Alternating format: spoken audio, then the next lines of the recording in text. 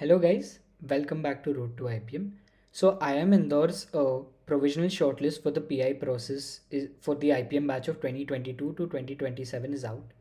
You can visit their website and click on 5-year integrated program management and provisional shortlist.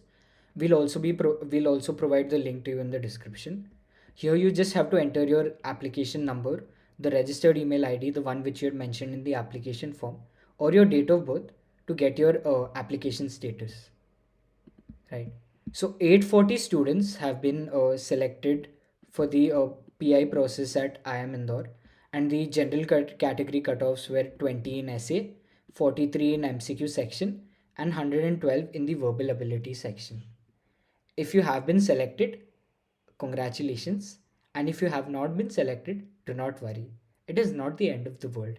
You'll have several other opportunities at your front door, and you have to make sure to capitalize on these opportunities, right?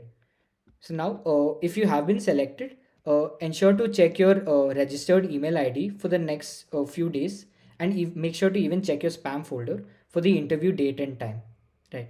And if you have been selected, Road to IPM also has a mock PI preparation course for you. Make sure to definitely check it out. The link will be mentioned in the description. Thank you and all the best.